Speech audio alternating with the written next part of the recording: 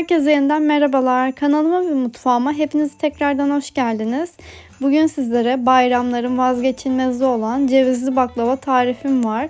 Baklavamız o kadar güzel ki içinin cevizinin lezzetinden mi bahsetsem, kat kat olan baklavamızdan mı bahsetsem.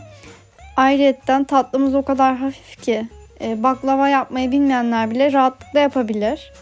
Öncelikle şerbetimizi hazırlamakla başlıyoruz. 5,5 su bardağı toz şeker,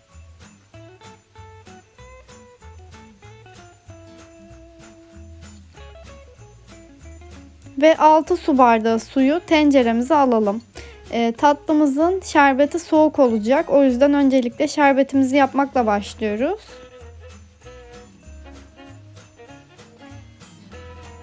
Güzelce şekerimiz erisin, kaynasın. 20 dakika kaynatacağız şerbetimizi. Şimdi şerbetimi kaynaması için bırakıyorum.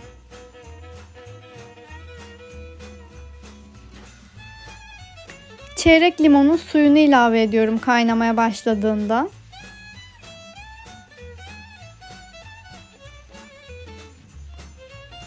...20 dakika daha kaynatacağım.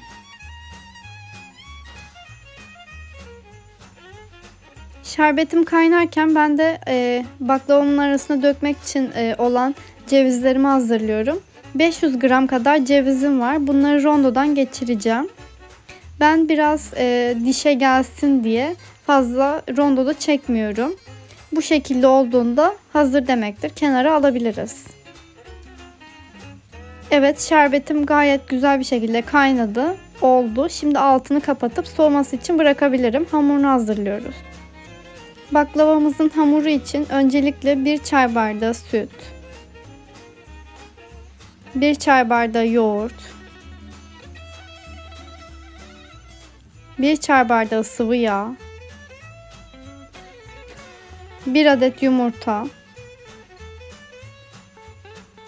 1 yemek kaşığı sirke. Malzemelerimizi güzelce çırpalım.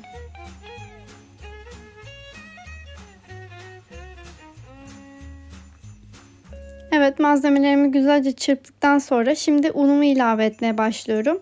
Toplamda 4,5 su bardağı unum var.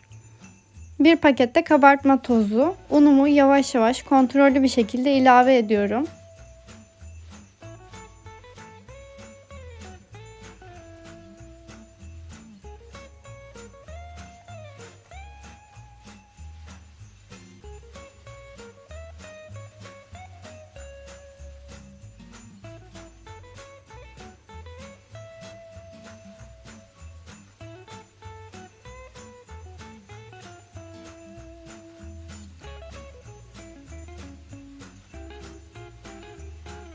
Sert bir hamur elde etmek istemediğimiz için hamurumuza unu yavaş yavaş ilave edin. Hepsini bir anda eklemeyin.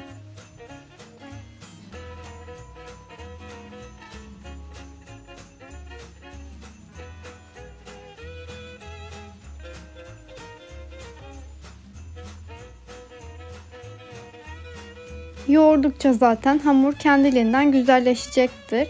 En az 10 dakika kadar hamurunuzu yoğurmanız gerekiyor. Ele yapışmayan yumuşacık, pürüzsüz, kulak memesi kıvamında hamur elde etmemiz gerekiyor. Evet, bakar mısınız ne kadar güzel bir hamur elde ettim. Hamurum pürüzsüz. Bu şekilde elime de yapışmıyor. Şöyle göstereyim. Gerçekten hamurum pürüzsüz. Hiçbir şekilde yapışması yok. Fazla yağı yok.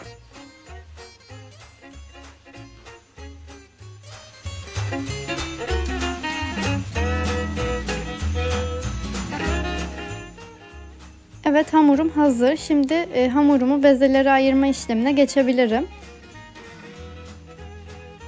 Hamurumu öncelikle 4 eşit parçaya ayırıyorum.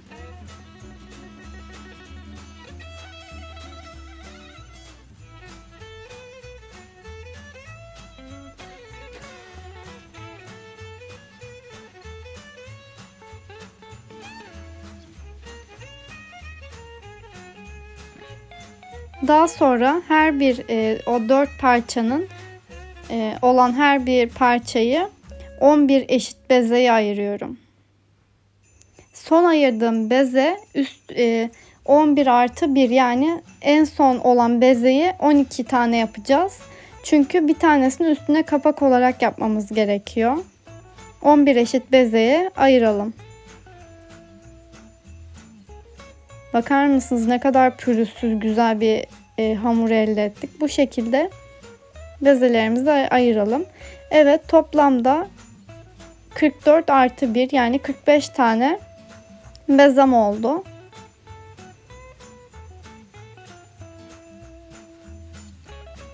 Şimdi bezelerimi açma işlemine geçeceğim.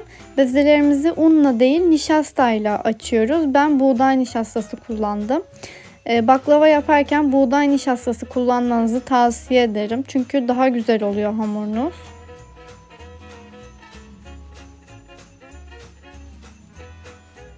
Her bir hamuru tatlı tabağı büyüklüğünde açalım. Daha sonra gruplara ayırıp üst üste koyup tekrardan açacağız çünkü. Evet, bu şekilde.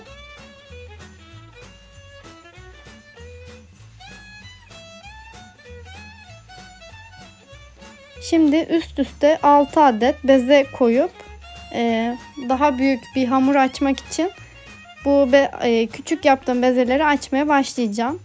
6 adet üst üste koyuyorum. Evet, 6 adet koydum üst üste. Bol nişastayla açıyorum. Buğday nişastası. Kullandığınız tepsinin büyüklüğüne göre ayarlayabilirsiniz. Ben büyük boy tepsi kullandım. Kullandığınız tepsinin büyüklüğüne göre hamurunuzu açabilirsiniz.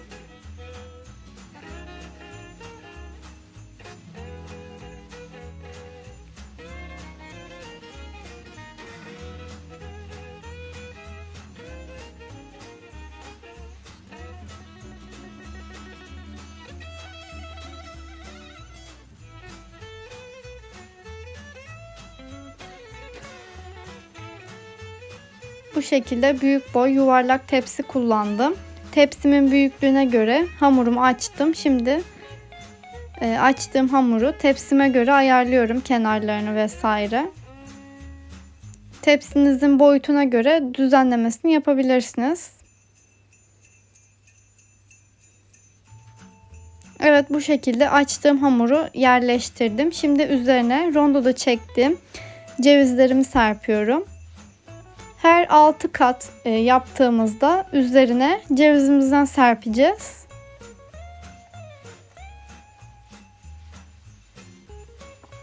Tekrardan gösteriyorum. 6 tane koydum. Bezemi güzelce büyük bir şekilde açtım hamurumu.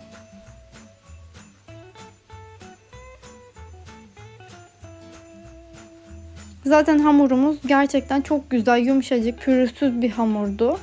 O yüzden bezelerinizi açmakta hiç zorlanmayacaksınız. Rahatlıkla bezelerinizi açabilirsiniz.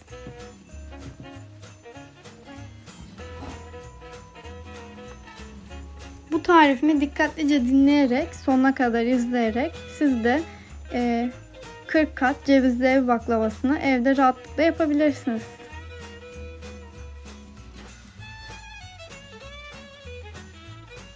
Bu şekilde serptim. Şimdi üzerine yerleştiriyorum.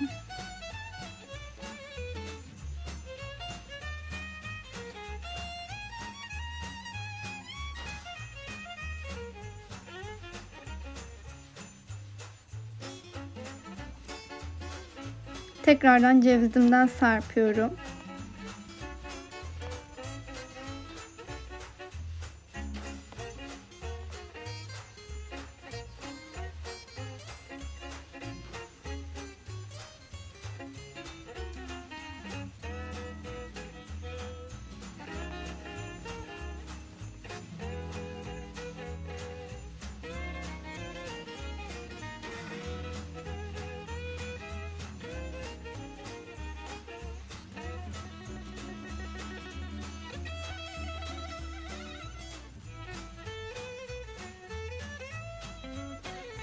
Bu üstüne kapak olacak kat. Bu biraz daha büyük bir beze. O yüzden üstüne kapak yapacağımız bezeyi biraz daha büyük almakta fayda var. Tekrardan üstünü bol nişastayla açıyorum. Bakar mısınız hamurum ne kadar güzel olduğu için bezem bu şekilde pürüzsüz ve gerçekten çok güzel bir şekilde açıldı. En son kata ceviz dökmüyoruz. Kapağın hemen altına ceviz dökmüyoruz.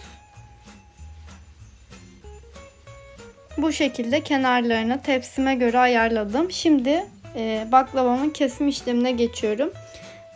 Ben baklavamı yıldız şeklinde kesiyorum.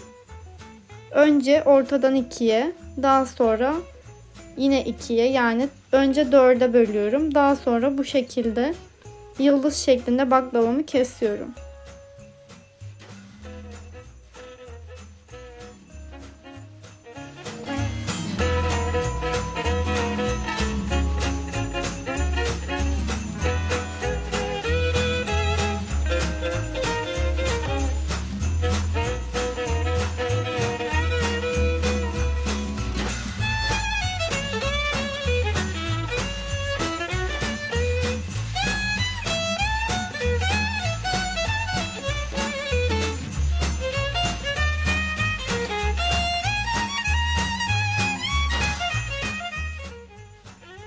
Evet, bu şekilde baklavamı güzelce kestim. Şimdi üzerine dökmek için tereyağımı eritme işlemine geçiyorum.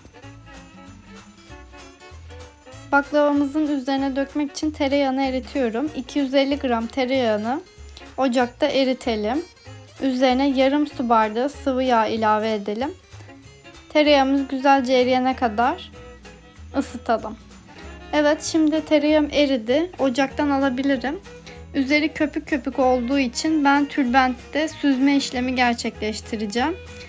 Kaşıkla üzerinden alarak da yapabilirsiniz. Ben böyle daha garanti olduğu için ve daha kolay olduğu için bu şekilde tülbentten geçiriyorum.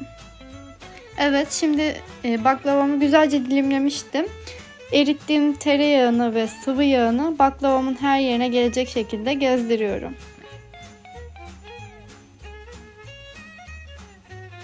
Bu arada tarifimi beğendiyseniz videomu beğenip yorum yapmayı, görüşlerinizi bildirmeyi, aynı zamanda bir sürü yararlı içerik için bunları kaçırmamak için bana abone olabilirsiniz.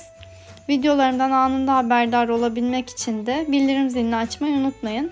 Şimdi baklavamı nasıl pişirdiğimi anlatayım.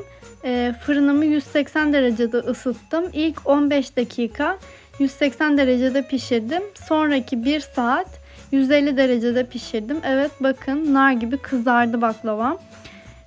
Fırından ilk sıcaklığı çıktıktan sonra şerbetimi döküyorum. Yani baklavamız fırından çıktıktan sonra 10-15 dakika sonra şerbetimizi de dökebiliriz.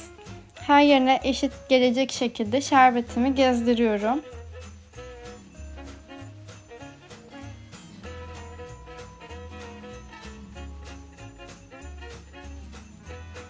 Bir gece şerbetini çekmesi için bekleteceğim. Evet, bir gece şerbetini çekmesi için beklettim. Zaten ben şerbetini dökerken akşam 9 falandı. Şimdi size sunumunu yapacağım ve baklavamı daha yakından göstereceğim. Gerçekten kolay bir baklava yapımı oldu. O kadar tadı da güzel ki anlatamam. Zaten siz de denerseniz tadını da görürsünüz. Ya ben dışarıdan baklava almayı sevmiyorum. Çünkü sırf glikoz oluyor. Hiçbir şekilde yiyemiyorum. Bir dilim bile bitiremiyorum. Ama bu ev baklavası o kadar güzel ki, hele bu tarifimiz.